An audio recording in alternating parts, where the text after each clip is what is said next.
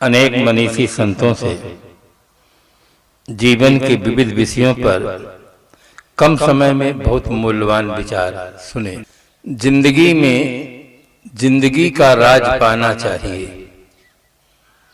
जिंदगी में जिंदगी का राज पाना चाहिए। मन और इंद्रियों को स्वबस रखना चाहिए।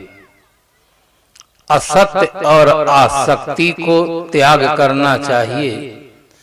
अपने को जानकर मस्त रहना चाहिए। 4 पंक्ति हैं, करोड़ों ग्रंथों का सार है। जिंदगी में जिंदगी का राज पाना चाहिए। मनुष्य एक बुद्धिजीवी प्राणी है। वो जीवन के राज को समझ सकता है। मानवेतर प्राणी जीवन के राज को नहीं समझ सकते। जीवन 2 मूलभूत तत्वों का संगम है, जिसे हम शास्त्रों की भाषा में प्रकृति और पुरुष कहते हैं। सामान्य भाषा में जड़ और चेतन कहते हैं। और सरल शब्दों में कहूं तो शरीर में जीव की उपस्थिति का नाम जीवन और उसकी अनुपस्थिति का नाम मृत्यु है। जीवन में 2 चीजें हैं। शरीर है, शरीर में रहने वाला है। शरीर में रहने वाला जब तक है तब तक शरीर की शोभा है। रहने वाला निकल जाए तो अपना कहलाने वाले व्यक्ति घर से बाहर निकालकर आग लगाकर फूंक देते हैं, या जमीन में शरीर को दफना देते हैं, या पानी में छोड़ देते हैं। शरीर 0 पॉइंट में पहुंच जाता है। हम आप गणित पढ़ते हैं। गणित में 1 अंक के पश्चात जब दाहिने तरफ 0 लगा देते हैं तो उसका मूल 10 गुना बढ़ जाता है। दाहिने तरफ जितने 0 लगेंगे हरदम उसका 10 गुना मूल बढ़ेगा। 100 हो जाएगा, 1000 हो जाएगा, 10,000 हो जाएगा, लाख हो जाएगा, 10 लाख हो जाएगा। अब मूल में यदि 1 को हटा दें और सैकड़ों 0 रखे रहे, कोई मूल्य नहीं होगा। 1 के नाते मूल्य बढ़ता है। हमारे और आपके शरीर में एक जो चैतन्य सत्ता है, जीव सत्ता है, भगवत सत्ता है, इसी सत्ता के नाते आंख का महत्व है, कान का महत्व है, हाथ का महत्व है, पैर का महत्व है। अगर ये सत्ता हट जाए तो किसी का कोई महत्व नहीं। जब बिजली रहती है तो ट्यूबलाइट भी जलती, बल्ब भी जलता, पंखा भी चलता, टेलीविजन भी काम करता है, और जैसे बिजली चली जाती सब एक बार की बंद हो जाता है। ऐसे ही जीवन में भी है। शरीर के अंदर एक ऐसी सत्ता है जो चिन्मय सत्ता है, ज्ञानमय सत्ता है। वो सत्ता जब तक है तब तक देखना, सुनना, खाना, पीना, हंसना, बोलना, सोना, जागना, करना, बैठना सब हो रहा है। जैसे वो सत्ता हटती है सब बंद हो जाता है। आदमी अनेक संप्रदायों में, अनेक देशों में बटा हुआ है। महापुरुष अनेक होते हैं, ग्रंथ अनेक होते हैं, संप्रदाय अनेक होते हैं, किंतु सत्य एक होता है। सत्य अनेक नहीं होता है। सत्य सार्वभौम होता है। सत्य को हम किसी देश काल तक सीमित नहीं रह सकते। सत्य सनातन होता है। सत्य से ही कल्याण होता है। असत्य से कभी भी किसी का कल्याण नहीं हुआ। इसलिए हमारी आस्था सत्य में होनी चाहिए। भारतीय परंपरा में बहुत सुंदर चिंतन किया गया कि राम बोलो भाई राम, राम नाम सत्य है, अंत में सबकी यही गति है। लोक में मान्यता ये है जो दिखे सो सच और न दिखे सो झूठ, किंतु वास्तविकता ये है जो दिखे सो झूठ और न दिखे सो सच। इसका बोध हमें उस दिन होता है जिस दिन अंदर वाला निकल जाता है। उस दिन सच्चा बोध हो जाता है कि शरीर दिखता था किंतु झूठा है। जो अंदर था नहीं दिखता था वही सच है। उस दिन सबको साफ साफ दिखाई देता है। तभी तो कहते हैं राम नाम सत्य। जीवन भर बताते हैं तुम हमारे हो और हम तुम्हारे हैं, और जब अंदर वाला चला जाता है तब असली बात बताते हैं कि इस संसार में कोई किसी का नहीं है। यहाँ हर व्यक्ति अकेला आया है और अकेला ही जाना होगा। आई अजल तो आप अकेले चले गए, घर में जमा था सब कुछ मगर कुछ न ले गए, अकेले जाना होगा। तो इस प्रकार से जीवन के राज को समझना चाहिए। व्यवहारिक जगत में सब अपने हैं, अपने अपने कर्तव्य कर्म का पालन करें तो व्यवस्था बहुत सुंदर होगी। परमार्थ में समझें कि हम बिल्कुल अकेले हैं। अनादिकाल से चेतन वासना बस संसार में भ्रमण कर रहा है। शरीर धारण करता है, छोड़ता है, धारण करता है, छोड़ता है, पूर्ण विराम नहीं लग पाया है। आज ऐसा जीवन मिला है, यदि हम चाहें और पुरुषार्थ करें तो पूर्ण विराम लगा सकते हैं। जिंदगी में जिंदगी का राज पाना चाहिए। जीवन के राज व्यवहार और परमार्थ दोनों का हमें सही बोध होना चाहिए। केवल शरीर सत्य है ऐसा नहीं, शरीर में रहने वाला चेतन सत्य है। व्यवहारिक काल में शरीर सत्य है। दोनों की तरफ हमारा ध्यान जाना चाहिए। शरीर के लिए पदार्थ चाहिए, पदार्थ के लिए हमें विज्ञान चाहिए, आत्मा को शांति चाहिए, शांति के लिए हमें धर्म चाहिए। जीवन में विज्ञान और धर्म दोनों की महती आवश्यकता है। विज्ञान बाहर के अंधेरा को मिटाता है और धर्म भीतर के अंधेरा को मिटाता है। आप बाहर देखते हैं, एक बटन दबा देते हैं, पूरा मकान जगमगा जाता है, बाहर का अंधकार मिट जाता है। किंतु दिमाग का अंधेरा नहीं मिटता है। उसको दिन के प्रकाश में ही नहीं दिखाई देता है कि धूम्रपान मद्यपान स्वास्थ्य के लिए हानिकर है, कुछ नहीं दिखाई देता। ये अंधकार दिमाग में जो सबसे बड़ा अंधकार है वो धर्म से मिटता है, वो विज्ञान से नहीं मिटता है। शरीर में रोग हो जाए तो उसे विज्ञान मिटाता है, मन के रोग को धर्म मिटाता है। विज्ञान से हमें भौतिक समृद्धि मिलती है, धर्म से हमें मानसिक समृद्धि मिलती है। विज्ञान से हमें शक्ति मिलती है तो धर्म से हमें शांति मिलती है। शक्ति और शांति दोनों जीवन में चाहिए। इसलिए भौतिक विकास भी करें, साथ साथ अपने को जानकर अपना विकास भी करें, तो जिंदगी में जिंदगी का राज पाना चाहिए। मन और इंद्रियों को स्वबस रखना चाहिए। दुनिया के किसी भी नर नारी से आप पूछें कि आप स्वतंत्र जीवन जीना पसंद करते हैं या परतंत्र, सभी व्यक्ति एक ही उत्तर देंगे कि हम स्वतंत्र जीवन जीना पसंद करते हैं, किंतु कभी उस पर चिंतन नहीं करते। स्वतंत्र का अर्थ होता है स्व माने अपना, तंत्र माने शासन।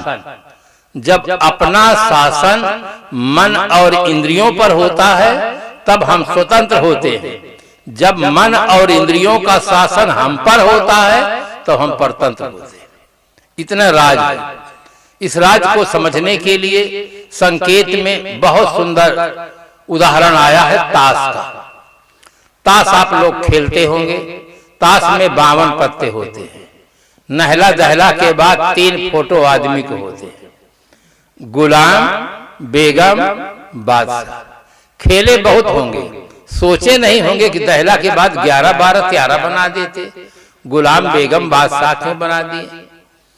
बेगम से जो हार जाता है वो गुलाम होता है, अब बेगम से जो जीत जाता है वो बादशाह होता है। खेलने वाले जान गए होंगे कि बेगम क्या है। बेगम है इंद्रियां। इंद्रियां स्त्रीलिंग में है। इंद्रियों पर जो विजय प्राप्त कर लेता है वो बादशाह होता है, उसका जीवन स्वतंत्र होता है। और इंद्रियों से जो निगृहित हो जाता है, अपने जीवन की बागडोर अपने हाथ में रख। पुरुष जगत के लिए भी रामायण में बहुत सुंदर प्रसंग आया है। लोग पढ़ लेते हैं, गा लेते हैं, इनाम ले लेते हैं, चल देते हैं, कभी उस पर चिंतन नहीं करते, अपने जीवन में प्रयोग नहीं करते। हम रामायण को मानते हैं कि रामायण एक धार्मिक पुस्तक है, उसमें चंदन छिड़क देते हैं, फूल चढ़ा देते हैं, आरत श्री रामायण जी की कर लेते हैं, किंतु रामायण में जो लिखा है उसे भर नहीं मानते हैं। रामायण को मानते हैं, रामायण में जो बातें लिखी हैं उसको नहीं मानते। आप कहें वो कहां पर कैसा प्रसंग लिखा है? मंदोदरी समझाती है रावण को और कहती है कितना सुंदर भाव है, ये सब कवि के मन की कल्पना है। पात्रों के माध्यम से कवि समाज को कुछ देना चाहता है।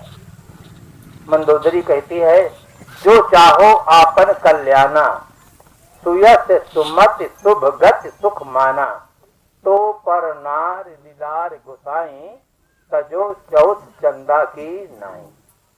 यदि हे पतिदेव, यदि अपना कल्याण चाहते हैं, सुमत चाहते हैं, शुभ गति चाहते हैं, सुख चाहते हैं, मान चाहते हैं, तो पर नार लीलार गुसाई, तजो चौथ चंदा की। हमारी माताएं देखो बैठी हैं, बीच में सिंदूर लगाए। इसका भी एक राज है। दो कुल की जवाबदारी इनके ऊपर है, एक पति का कुल। हाँ जी, बिजली नहीं ठीक से काम कर रहा है। बीच में सिंदूर लगाती है, किंतु आधुनिक युग की कुछ बहनें हैं वो तिरछा मांग पाने लगी। वो कहते हैं ना हम पति के कुल के हैं ना माता पिता के, अपना कुल अलग चलाना चाहते हैं। अब आप रेलवे में देखे होंगे, चाहे सुपरफास्ट गाड़ी हो, अगर आगे चल करके लाल झंडी दिखा देते हैं तो ड्राइवर को अपनी गाड़ी का ब्रेक थामना पड़ता है। चाहे जितनी फास्ट गाड़ी चलती हो, अगर लाल झंडी दिखा दिए तो गाड़ी को ब्रेक करके रोकना पड़ता है। ये माताएं बिल्कुल लाल झंडी हैं, खतरे का निशान है। इनको देखकर अपने अपने ब्रेक ठीक करो। अगर लोग इस प्रकार से ठीक कर लें तो मैं कहता हूं बहुत बड़ी समस्या का समाधान हो जाए।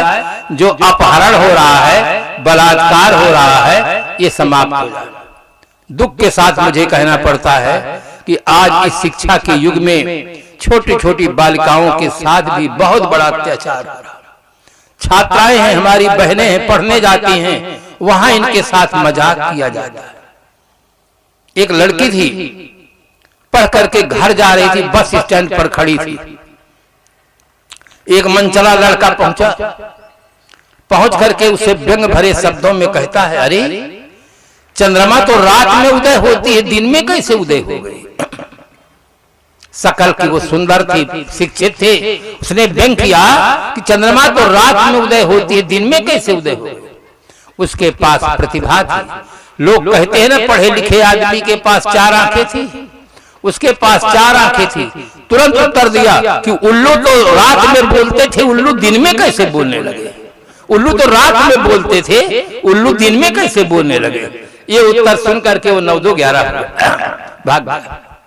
बहनों पढ़ो, आगे बढ़ो।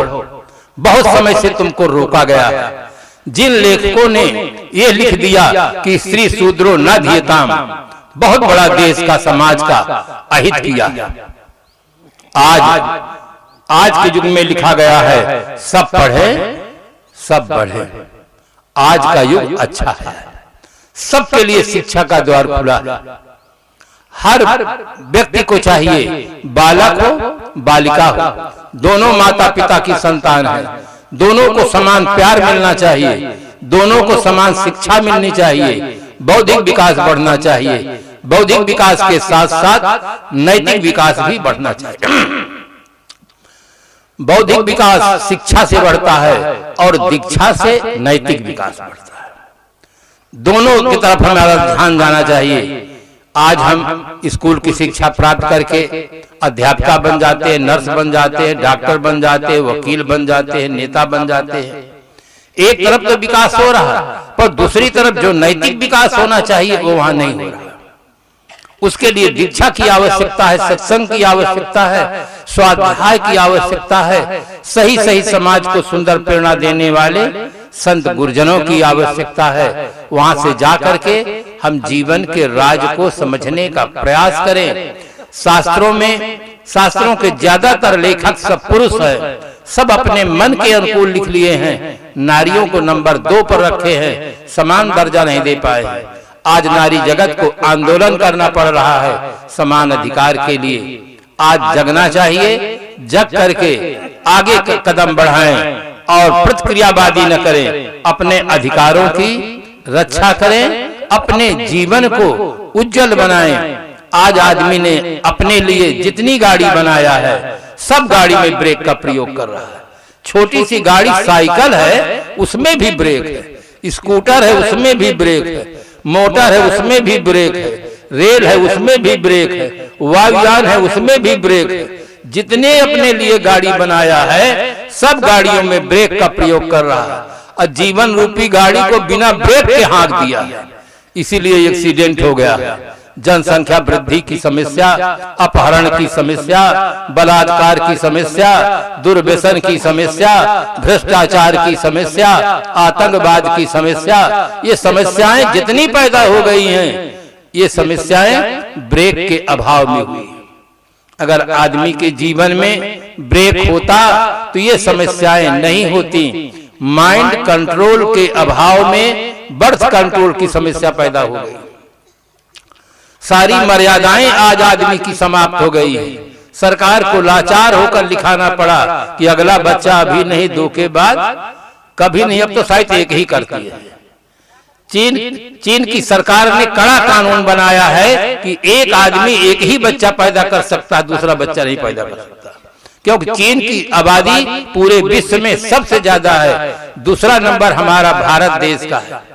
भारत देश के राजनेता ठोस कदम नहीं उठा पा रहे हैं वोट के नाते, इसलिए ऐसा लगता है कि कुछ दिनों में भारत नंबर 1 में चला जाएगा, चीन नंबर 2 में चला जाएगा।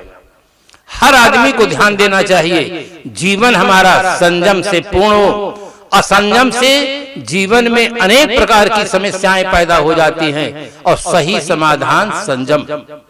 सुखी जीवन जीने की कुंजी संयम। आप चाहे जिस मंत्र का जाप करें, चाहे जिस प्रकार के कर्मकांड करें, अगर आपके जीवन में संयम नहीं होगा तो समस्याओं से आप जूझते रहेंगे और उसी में जीवन समाप्त हो जाएगा। सुधरे व्यक्ति समाज व्यक्ति से, उसका असर राष्ट्र पर हो। जाग उठे जन जन का मानस, ऐसी जागृत घर घर हो, घर घर एक ऐसी जागृत हो। कार्यक्रम का आयोजक आश्रमवासी, दोनों आश्रम के संत गुरुजन बहुत सुंदर प्रयास किए। आप सबका सहयोग रहा और यह कार्यक्रम सुचारू रूप से चल रहा है। विधिवत सुने, ठीक से सुनने तक सीमित न रखें, उसे अपने जीवन में प्रयोग करें। कहा ही कबीर जान दे वही, और जब से चेते तब से सही। जब से कोई संत मिल जाए, गुरुजन मिल जाए, जब से हम चेत जाए, अच्छा से अच्छा जीवन जीने का सौभाग्य प्राप्त करें। इन्हीं शुभकामनाओं के साथ अपनी वाणी को विराम देते हैं। आप सब श्रोता बंधुओं को, देवियों को बहुत बहुत धन्यवाद।